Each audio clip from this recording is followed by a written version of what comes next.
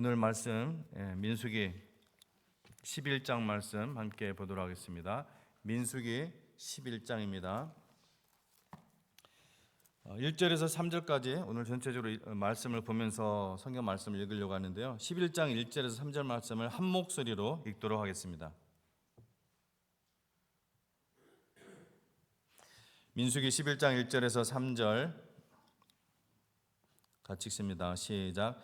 여호와께서 들으시기에 백성이 악한 말로 원망하매 여호와께서 들으시고 진노하사 여호와의 불을 그들 중에 붙여서 진영 끝을 사르게 하시매 백성이 모세에게 부르짖음으로 모세가 여호와께 기도하니 불이 꺼졌더라.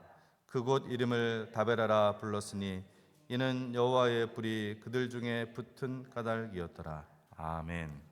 성경은 그대로 펴놓으시기 바랍니다. 계속 말씀을 찾아가면서 보도록 하겠습니다. 민수기 10장까지의 내용은 비교적 순조로웠습니다. 이스라엘 백성들에게. 이대로 이제 11일만 더 이동하기만 하면 많은 학자들이 하면 그 거리를 측정을 할 때, 그러니까 시내산에서 가데스 바네아까지 그 거리를 측정하면은 약 11일, 많이 걸려야 2주겠죠. 그렇게 이동하기만 하면은 가나안 땅 그 입구 가데스 바네아까지 도달할 수 있습니다. 그런데 이 11일이면 갈 수 있는 거리를 39년을 돌아서 가게 되었죠. 이토록 40년 광야 생활을 하게 된 결정적인 원인은 바로 이 불평이었습니다. 불평. 참 우리가 불평을 참 하기 참 쉬운데 오늘 이 말씀을 여러분이 삶 속을 좀 돌아보시면서 또한 이 말씀을 함께 참 잘 나누기 위해 잘 머리에 가슴에 새겨 놓았다가 우리 주의 백성들에게 성도들에게 함께 나누시기 바랍니다. 엄밀하게 얘기하면은 불평이라고 해서 다 나쁜 것은 아닙니다. 예를 들어서 환자가 의사에게 아픈 것을 호소하는 것을 컴플레인 한다고 하더라고요. 컴플레인 한다. 제가 이렇게 우리 마이 차트 보면은 저는 그렇게 컴플레인을 안 한 것 같은데 컴플레인이라고 표현이 되어 있어요. 그런데 이것이 표현이더라고요. He began to complain 이런 식으로 돼서 He began to complain of a headache. He began to complain of knee pain 이렇게 돼 있더라고요. complain이라고 이렇게 환자가. 그러니까 그런 불평을 악하다고 할 수 있나요? 그런 불평을 우리가 악하다고 할 수가 없습니다. 우리가 이제 불편한 거 혹은 고통을 호소하지만 그 호소를 하는 대상에게 존중을 나타내는 언행을 잃지만 않는다면은 그것을 우리가 악하다고 할 수가 없죠. 오히려 더 좋아지게 하는 것일 수가 있죠. 불편한 것을 더 좋아지게 하고 아픈 것을 고통을 더 좋아지게 할 수 있는 것이죠. 그런 컴플레인은. 그런데 오늘 본문뿐만 아니라 민수기 전체에서 여러분 한글 성경에 민수기 전체에서 불평이라는 단어가 한 번도 나오지 않습니다. 한 번도 안 나와요. 물론 불평하는 모습, 불평하는 언행은 나와요. 그러나 불평이라는 단어는 하나도 찾을 수가 없어요. 1절을 보면요. 1절 보세요. 여호와께서 들으시기에 백성이 악한 말로 원망하매 여호와께서 들으시고 진노하사 여호와의 불을 그들 중에 붙여서 진영 끝을 사르게 하시매라는 말씀이 있습니다. 여기 1절에서 악한 말로 원망이라고 번역을 했어요. 악한 말로 원망. 이 단어가 히브리어로는 악한 불평입니다. 그래서 영어로는 complain으로 돼 있어요. 악한 말로 원망. 그래서 이 불평은 자타에 해를 끼치고 하나님의 진노를 촉발시킨 결국엔 이것이 대재앙의 원인이 된 불평입니다. 악한 원망. 민수기 11장부터 이스라엘 백성들 사이에서 불평의 영이 일하기 시작하는 모습을 보게 됩니다. 14장까지 계속되는 이러한 이스라엘 백성들의 불평은 공동체 전체에 순식간에 전염되어서 엄청난 피해를 가져옵니다. 참으로 악한 것은, 안 좋은 것은 너무나 쉽게 확 전파되는 것을 우리가 알 수가 있어요. 오늘날에도 1절에서 악한 불평이 터져나오자 뭐라고 했습니까? 여호와께서 들으시고 그들에게 심판을 내리셔서 진영 끝에 불을 질러 버리셨어요. 하나님께서 진영 끝에, 그들의 텐트 진영 끝에다가 불을 질러 버리셨어요. 그 백성들이 어떻게 해요? 살려달라고 막 아우성을 막 치면서 모세에게 부르짖죠. 그러니까 모세가 부르짖으니까 모세가 여호와께 부르짖으니까 불이 꺼졌다고 성경은 기록을 하고 있습니다. 자, 그런데 얼마 안 가서 또 불평이 일어나기 시작해요. 또 바로 앞서서 하나님의 진노를 경험했음에도 불구하고 그들은 또 불평을 합니다. 4절을 봅니다. 그들 중에 섞여 사는 다른 인종들이 탐욕을 품에 이스라엘 자손도 다시 울며 이르되 누가 우리에게 고기를 주어 먹게 하랴. 이런 불평은 전염성이 강합니다. 출애굽기 12장 38절에 보면은 이스라엘 백성들이 출애굽을 할 때 잡족, 수많은 잡족이라고 표현이 되어 있어요. 수많은 잡족이 함께 나왔다고 했습니다. 이스라엘 백성들만 아니라 다양한 그때 노예 생활을 했던 사람일 수도 있고 혹은 이집트 사람들일 수도 있을지도 모르겠어요. 뭐 다양한 종족이라고 했습니까? 그 하나님의 10번의 재앙을 보고서 깜짝 놀랐을 거 아니에요. 엄청난 기적들을 보면서. 어쨌든 이 다양한 종족들이 함께 출애굽을 했던 것입니다. 그리고 4절은 이스라엘 백성 중에 섞여서 출애굽한 이 다른 종족들이 탐욕을 품었는데 그것이 이스라엘 백성에게도 금방 전염되어서 또다시 징징거리며 불평하기 시작했다는 것을 알려주는 거예요. 10절을 보도록 하겠습니다. 백성의 온 종족들이 각기 자기 장막문에서 우는 것을 모세가 두루니라. 이러므로 여호와의 진노가 심히 크고 모세도 기뻐하지 아니하여. 여러분, 여호와의 진노가 뭐 크다 한 정도가 아니라 여호와의 진노가 뭐예요? 심히 크다고 했어요. 하나님이 이 불평하는 것을 얼마나 증오하시는지 여러분 아셔야 돼요. 우리는 너무나 쉽게 하잖아요. 근데 하나님의 백성들 사이에 섞여서 살고 있는 이 잡족이라면 좀 어감이 조금 그런데 하여튼 성경에는 잡족으로 되어 있어요. 이 잡족은 오늘날 어떤 부류의 사람에 비유될 수 있을까 생각을 해봤어요. 자, 그들은 누굽니까? 그들은 분명 야훼 하나님의 은사를 맛본 자들입니다. 놀라운 기적들을 같이 체험한 사람들이에요. 그래서 야훼 하나님만이 참 하나님이신 것을 믿어서 이 가나안 땅까지의 여정을 스스로 선택해서 따라온 사람들이에요. 이 잡족은. 이스라엘 백성들은 당연히 모세 히브리 민족이기 때문에 같이 나오는 거고, 이 잡족은 굳이 따라올 필요가 없거든요. 근데 스스로 선택해서 따라 나온 사람들이에요. 그래서 하나님의 은혜로 출애굽을 했고 하나님의 기적으로 그 홍해를 건넜고 또 구름 기둥과 불 기둥을 따라왔고 십계명도 받았어요. 하늘에서 내려오는 신비한 그 만나도 매일 먹었습니다. 하지만 그들은 온갖 우상 숭배를 하던 때에 그 기복적인 사상이 그들의 영혼 깊숙이 스며들어 있었을 거예요. 왜냐하면 옛날 고대 사람들은, 특히 이집트는 완전히 우상들이 득식을 하던 시대란 말이에요. 그러니까 이 아무것도 없는 광야에서조차도 그런 것을 생각할 수도 없는데, 당연히 광야니까 없는데, 그러한 광야에서조차도 탐욕이 올라왔고 그 탐욕이 채워지지 않자 불평하기 시작한 거예요. 불평하기 시작했어요. 아주 작은 양의 누룩이 몇 시간 만에 빵에 확 퍼지듯이 이 잡족에서 시작된 이 작은 불평은 금방 이스라엘 진영에 확산되고 말았습니다. 잡족. 우리가 영적인 잡족이 되면 안 돼요. 그 시작이 되면 안 된다는 것입니다. 백성들의 울음소리를 듣고 막 칭얼대고 불평하고 그런 소리를 듣고 모세가 또 다시 기도해요.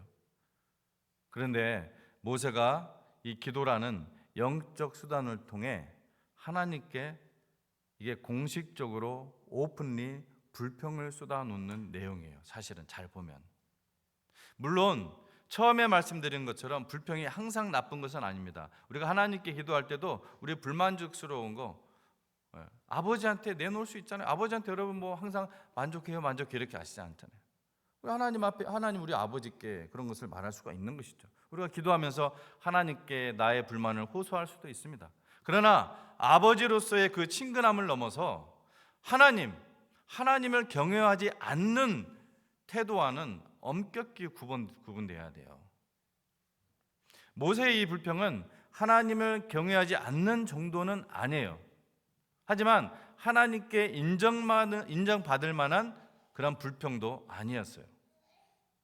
잡족에서 시작된 이 탐욕과 이 불평이 이스라엘 백성과 심지어 지도자 모세에게까지 빠르게 확산되고 있는 것을 볼 수가 있다는 거예요. 다시 11절부터 15절까지 제가 있습니다. 한번 같이 읽도록 하겠습니다. 11절부터 15절 우리 정신을 차리고 한번 읽어보도록 하겠습니다. 시작. 모세가 여호와께 여짜오되 어찌하여 주께서 종을 괴롭게 하시나이까? 어찌하여 내게 주의 목전에서 은혜를 입게 아니하시고 이 모든 백성을 내게 맡기사 내가 그 짐을 지게 하시나이까? 이 모든 백성을 내가 배웠나이까? 내가 그들을 낳았나이까? 어찌 주께서 내게 양육하는 아버지가 젖먹이는 아이를 품듯 그들을 품에 품고 주께서 그들의 열조에게 맹세하신 땅으로 가라 하시나이까? 이 모든 백성에게 줄 고기를 내가 어디서 얻으리까? 그들이 나를 향하여 울며 이르되 우리에게 고기를 주어 먹게 하라 하온즉 책임이 심히 중하여 나 혼자는 이 모든 백성을 감당할 수 없나이다. 주께서 내게 이같이 행하실진대 구하옵나니 내게 은혜를 베푸사 즉시 나를 죽여 내가 고난당함을 내가 보지 않게 하옵소서. 아멘. 여러분 뭐 좀 발견하는 거 있어요? 제가 좀 세게 읽기도 했는데 뭐가 자꾸 지금 나와요? 어떤 말이? 내가, 내게, 내가, 내게, 내가, 내게. 이 말이 계속 반복돼서 나와요. 이스라엘 백성들이 자기를 향하여 운다고 말합니다. 자기 혼자는 도무지 감당할 수 없다고 말합니다. 사실 얼마나 힘들었으면 모세가 그렇게 이야기했겠습니까? 그렇게 기도했겠어요? 하지만 정말 모세 혼자 짊어진 짐인가요? 아니죠. 지금껏 하나님께서 함께 하셨습니다. 모세는 사실 최고 지도자가 아니라 하나님 집의 사환일 뿐이었고 그를 종으로 부르신 하나님께서 그 모든 책임을 지셨다는 것입니다. 모세의 기도를 가만히 살펴보면은 불평과 함께 자기 연민도 섞여 있어요. 하지만 불평 가운데서도 선을 또 넘지 않는 것을 볼 수가 있습니다. 어떤 선을 넘지 않아요. 여러분 선을 넘으면 안 돼요. 하나님을 경외하는 태도, 하나님께서 구원하신 백성을 위한 마음, 자기의 연약함으로 인해서 도저히 감당할 수 없으니 즉시 나를 죽여달라고 할 때도 하나님의 은혜에 기대고 있다는 것을 우리가 느낄 수가 있어요. 잡족이나 그에 전염된 이스라엘 백성들의 어떤 악한 원망, 이 악한 불평과는 다른 종류의 거예요. 그래서 모세에 대한 하나님의 반응과 이스라엘 백성에 대한 반응이 달라요. 다릅니다. 둘 다 불평인 것 같은데 각각 반응이 달라요. 모세의 자기 연민과 불평이 섞인 기도에 대한 하나님의 응답은 이스라엘의 하나님의 영으로 충만한 지도자들을 세워주는 것이었습니다. 이거 놀랍지 않아요? 모세는 불평을 한 것 같은데 하나님께서 어떻게 하셨어요? 하나님의 영으로 성령으로 충만한 지도자들을 세워주셨어요. 주님께서는 문제 해결을 진노나 책망만으로 하지 않으시고 공동체를 세우는 길로 인도하셨다는 거예요. 아멘. 모세가 함께 그 짐을 나눌 모세의 마음으로 함께 일할 수 있는 그러한 사역자들을 세워주신 것입니다. 아멘.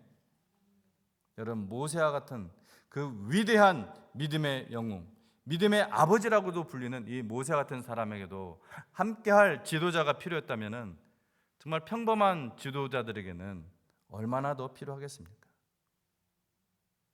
하나님께서 말씀하셨습니다. 백성의 장로와 지도자가 될 만한 70인을 모아 회막 앞에 서게 하라. 16절이었어요. 그들에게 너에게 임한 영을 주어서 그들이 너와 함께 짐을 지게 하리라 말씀하셨습니다. 그들이 너와 함께 짐을 지게 하리라. 또 하나님께서는 온 지면에 그 이스라엘 텐트가 쳐 있는 그 주변의 온 지면에 메추라기가 2규빗, 2규빗이 정도 깔리도록. 2규빗이면 얼마인 줄 아세요? 약 90cm예요. 최소 90cm. 90cm가 요 정도 되나요? 메추라기가 다 떨어져 가지고 90cm 막 쌓인 거예요. 메추라기가. 고기 먹고 싶다고 했지. 하나님께서 메추라기 그냥 쌓아놓은 거예요. 백성들은 하루 종일 그것도 모자라서 밤을 새고 언제까지? 이튿날까지. 그 이튿날까지 종일 고기를 모았어요. 말씀하신 대로 한 달 동안 아주 고기를 물리도록 먹게 할 양이었습니다. 하나님이 지금 얼마나 지금 화가 나신지 알겠죠, 지금. 그런데 악한 불평을 늘어놓은 이 이스라엘 백성에 대한 하나님의 반응은 완전히 다릅니다. 하나님은 크게 진노하셨습니다. 그들의 원망과 불평에 대한 진노였습니다.